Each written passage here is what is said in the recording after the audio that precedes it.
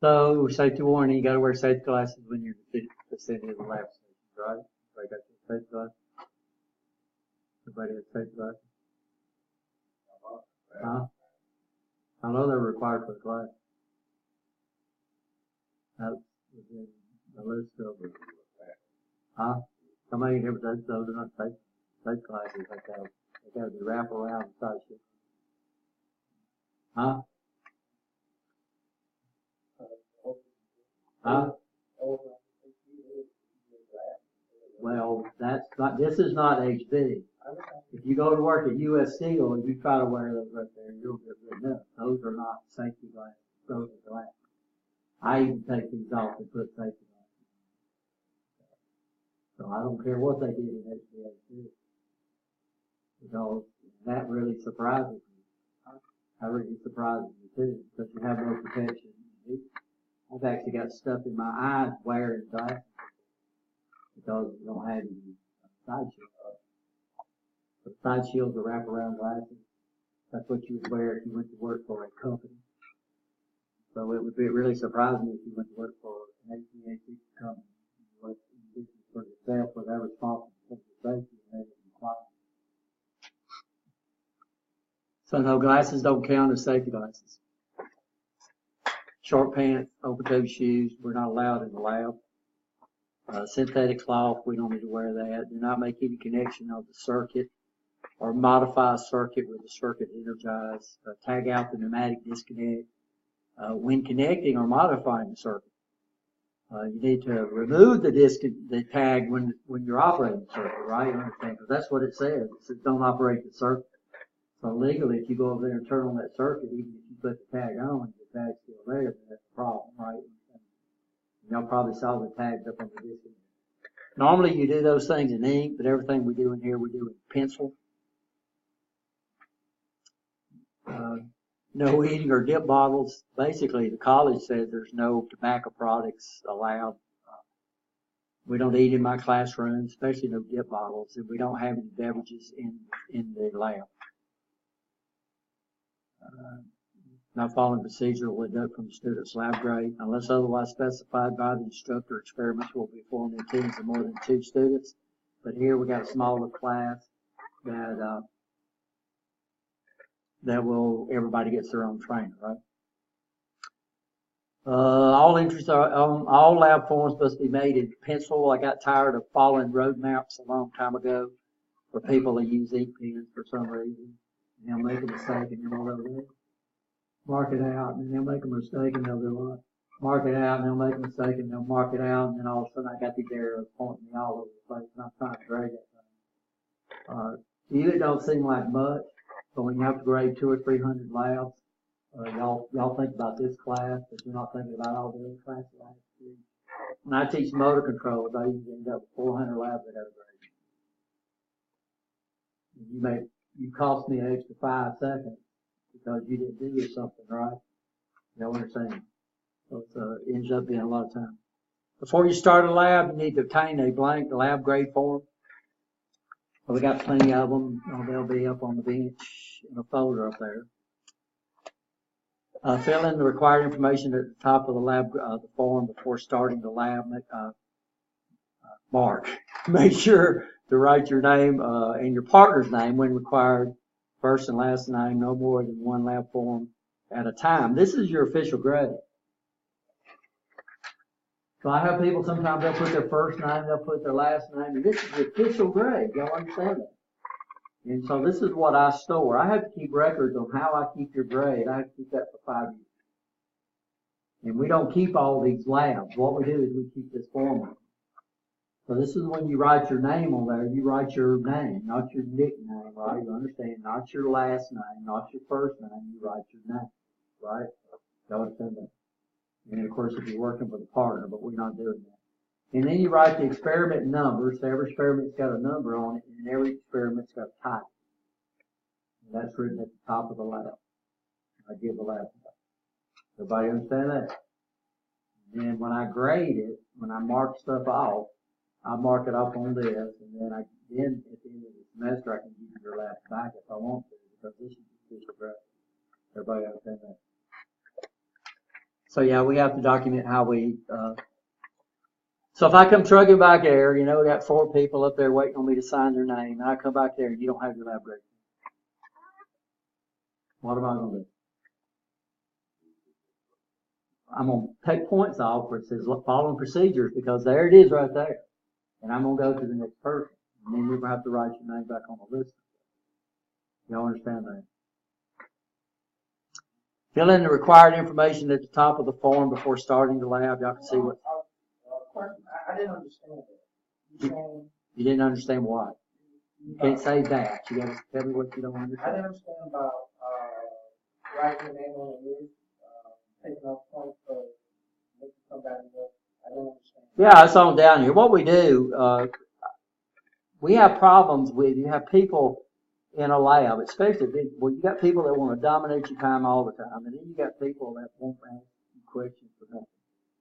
So what we do is we have a sign-off sheet. So when you get ready, when you want me, you go up there and put your name on the sign-off sheet. And I go down that sign-off sheet. This is later on. Okay. But if I come back there and you're not ready for me to do it, which you're supposed to when I come back there, you're supposed to be ready. Well, that's not true. It's on here. So you might have a question. Okay, so what are you going to do? Well, you're not going to grab me when I walk by, because you go up on the list, you put your name on there, and you say, I've got a question. You don't. Okay, then there's another check mark where you say, well, I'm ready for a sign-off. When you're ready for a sign-off, you're ready for a sign-off. So that means I come back there, you can't say, well, I got one question first. That don't work that way, right? Understand? Everybody understand that? Because you're supposed to know, when you're ready for a sign-off, you're supposed to know that circuit is operational according to law. What you're supposed to watch. Does this make sense? Okay, everybody understand? So you put a check, so that way I know what to expect when I come back. At the start of the semester, usually the first 4 weeks, but we lost a week, I'm free as far as questions and stuff goes. But every lab we're going to go over in class. So if you got questions about the lab, when you're supposed to ask them before we do it. So when we start off, I know y'all new over there, and I'll be there late. But after the 4th week, guys, if you're still can't figure out how to hook up circuits, or you still can't figure that, then I'm going to assist you, but I'll start taking off points. Right? You understand? Over there. If you got any questions about a lab, come over here. What if you was working for somebody? And I told y'all how to do all this stuff, and you said I got it, and you went out there, and you kept coming up there every time you ask the same questions over and over again. What are they going to do? So if I'm your boss and I'm spending more time with you because you can't figure out how to do this stuff, then what will I do? So we send you off to school, right, to do this. So that's just the way it works. So it don't count much. So these labs are worth 100 points. So after the 4th week, I'm gonna start taking off 5 points. So it's not a lot out of 100 points, right? You understand that? Unless you keep what? Unless you keep calling it out. But you did say, after you say I got it, somebody tell you they got it, then you expect for them to have it. That's different. You did say that. In other words, I say you put down there, you're ready for a sign-off, then you better be what? Ready for a sign-off. And if you got a question, well, the first 4 weeks, questions are free. After the first 4 weeks, then I'm gonna be more strict on how I grade your lab. Y'all understand that? I'll be more strict. I'll be more lenient the first 4 weeks, right? You understand? We're fixing to go lab tonight, and then after that, we'll just get a little tougher on our grade once you get into the flow of the way the lab works. That makes sense. Everybody understand that? Okay, so right now questions are free. I just got to check it out. Questions are free always in class. Okay. You understand that? Okay. So where you're supposed to ask your questions is where? Right here. So we're up in Michigan somewhere going to a school. And then we come back down there and I paid $15,000 to send you off to this school. Okay? You understand this? And then you come back and you don't know what you're doing. Okay. If you don't mind, I want to take advantage of that 3 questions. I had a question about aptitude. I couldn't grasp. We're not in that yet. We're going to lecture on what we're going to do. You're asking questions about compressors. Right. You're asking questions about compressors, and we haven't even lectured on compressors. Okay, you understand? So you'll learn out what an aftercooler is when we get to compressors. So don't ask questions about stuff we're not into right now. If you've been going in and looking at future assignments that's not due like for the 7th week, don't ask me questions on those right now, right? Okay, does that make sense? Write your first name and your last name on the page of the experiment. Do not have lab grade forms at the workstation filled in. Let's see, not having the lab grade form at the workstation filled in with required information is going to cost you 10 points. When you need a checkoff, what does it say you're going to do?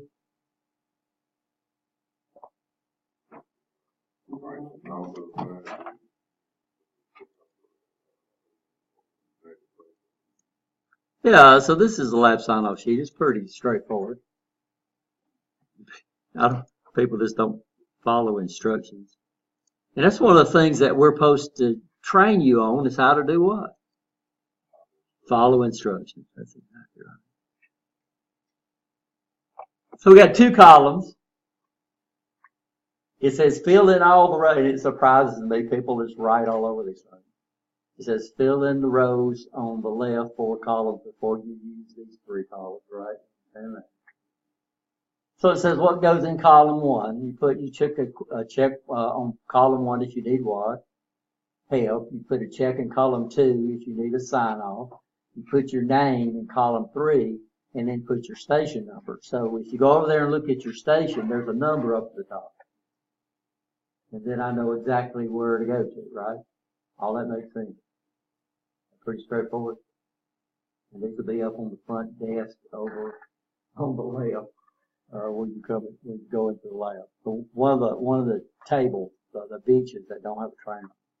So this is the lab sign-off sheet. And I go straight down this thing. So, answering questions, and that's the fairest way I can come up with doing it. Like I said, you got some people that want to dominate your time. You got other people, and then they get upset because you never come see them. So they think we're supposed to come and say, are you okay? Are you okay? Well, what I'll do is you sign your name up here, right? You'll understand that. Not up here on the sheet. It's okay.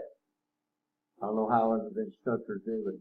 Have you ever noticed that if you get in a big class, you got some people that just don't do well because they don't want to ask the instructor for help, or they don't want to do this or do that. I don't know how they do it in HVAC or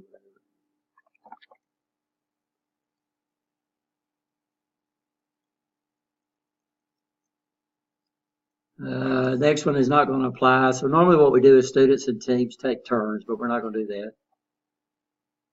Place a check mark beside each step when you get through with it, so that way when I come by, exactly where you're at. And ever have the instructor check your work procedure step. The instructor must sign your lab, including the steps you have successfully completed. Skipping over a instructor sign off means you didn't do the lab. I understand that. So I have to see every circuit work. So at the very bottom, the last thing on every circuit, it says have the instructor check your, once the circuit is working the way it's supposed to, have the instructor check your work. So if I get a lab in there and I look at it and that's not signed off, then you didn't do the lab. Everybody understand that?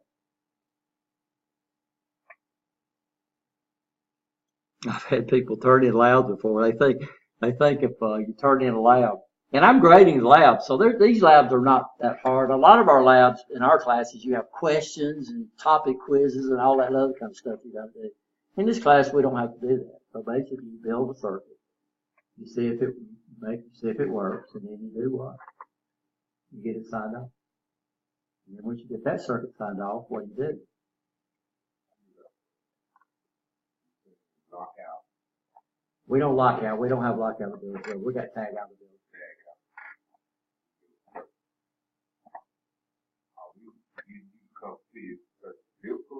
No, I'm not going to see. I'm not going to see if it's sure. I'm going to see if it works correctly.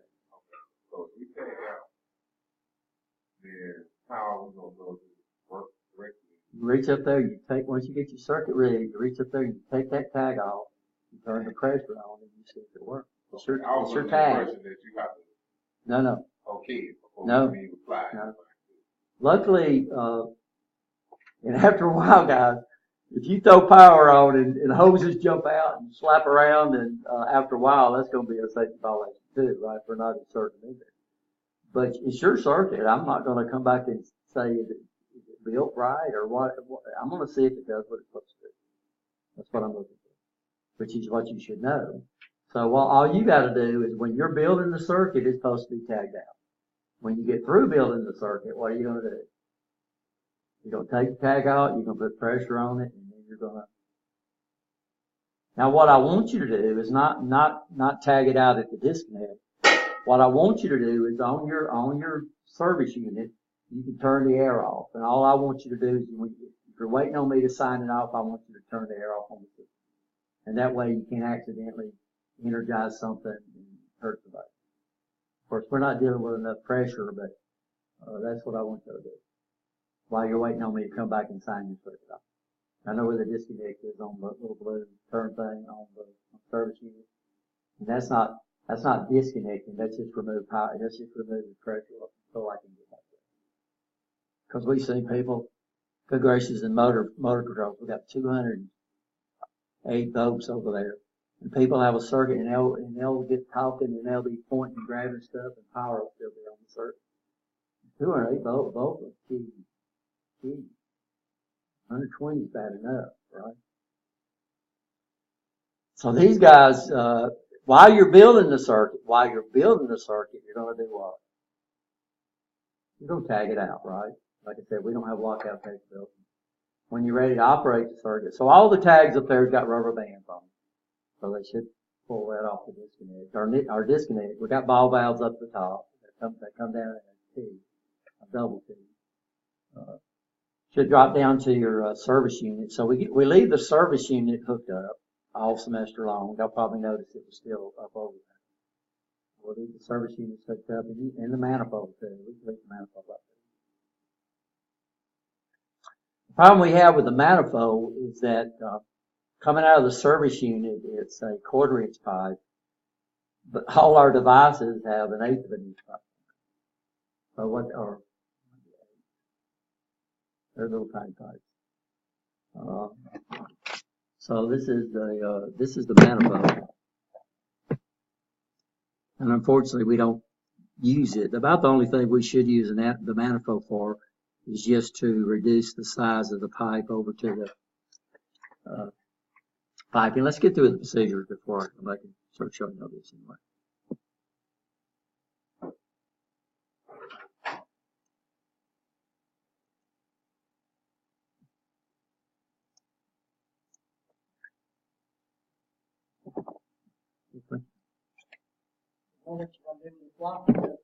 I got a floppy over there. What? I said all the computers that have it have a floppy drive on them. If we don't, I gotta just see one. Hope I can. Yeah, Brittany said you can't get the people to come do it. Brittany says she can't get the people to tell her. I don't know. You'd have to talk to her about converting them over from.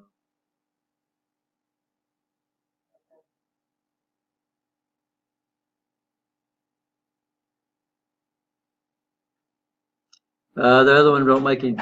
Is not going to apply to this class because we're not working in teams. We will work in teams. The very last lab we'll do in teams. That's the troubleshoot part. And when we go around to the stations, we'll troubleshoot. What?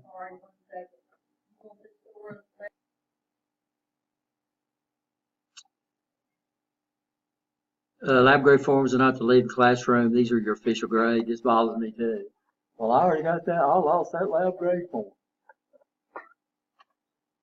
And that's your grade, right? Understand? So lab grade forms stay here. So we have two bins over there. One of them says labs ready to be graded. One of them says labs not ready to be graded.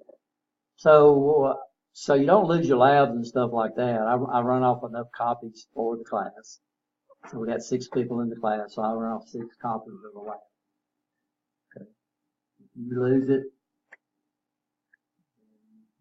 you'll have to get your own other copies, right? Because they're not supposed to walk. leads. So what you do is you get ready to go. You're not ready for it to be graded. You just put it in the wash. Not ready to be graded. When it's ready to be graded, if it gets into the ready to be graded box, it's going to be graded, right? That makes sense, okay?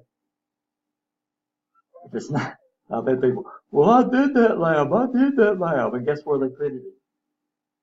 Not ready to be graded. I don't even look in that box, right? Well, I know I did that lab.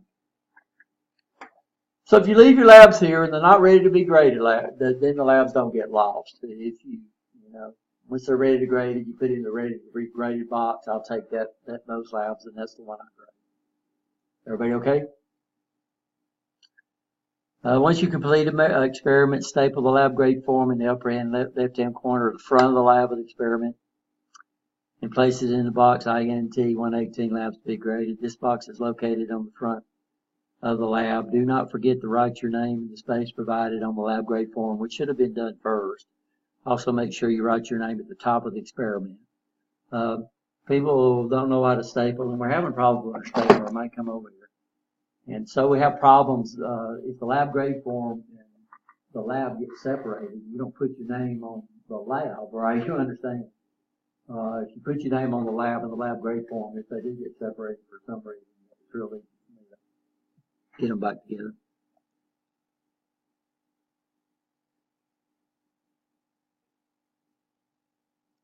And what we do is, when the lab is completed, I'll put a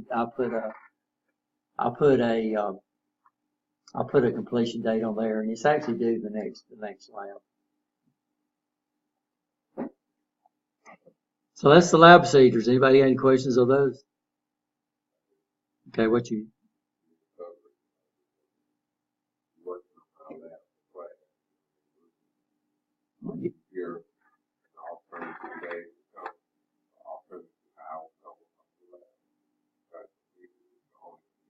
Just there.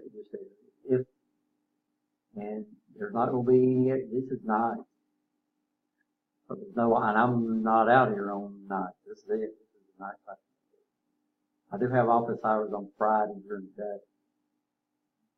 That toward the end. We're not going to make makeup days. You're working by yourself. So it all depends on, so what you get graded on, you get graded on. If you're absent, you can't do lab. Now what I do is I drop your lowest lab score. I just wasn't know. Yeah. I didn't want. Yeah, and that's the problem we have with this class. I'm not out here, but 2 days a week, 2 nights a week. Why? I know now.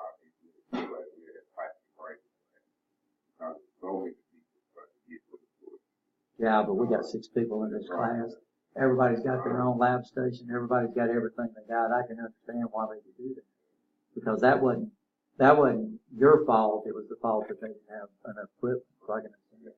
But here, if you don't get the labs done, whose fault is it? Yeah. So. It's like, you need to really, really make sure you're here. We got 1 night of troubleshooting. Whatever you do, you need to make, and troubleshooting is 20% of your growth. But you're working with a team, so it's not you're over there by yourself. You're working with a team. We'll probably do three teams of 2s for that. So you're working with a team. If you miss out on that night, 20% of your grade. There's really nothing. That's troubleshooting. So what you do is you build a circuit. Everybody has circuits built up that the other team members, the other teams are going to troubleshoot. And then what you'll do is, and that's lab 11. So lab 11 is we'll build the circuit. We design and build the circuit. And then the whole lab, then we'll divide you up in teams. But what we'll do first is everybody goes around to every team and you explain to everybody how this circuit is supposed to work. And then after that, you bug your circuit. And then whatever group you're in, you won't work on that circuit, you'll work on somebody else's circuit. And then we rotate it around. You can have a time to do about 3 different problems. That's 20% of your grade, so you can see If you're absent on that day, there's no way in the world you could make that up. Right? You understand? So that's a night you better make sure it's all possible you're not dead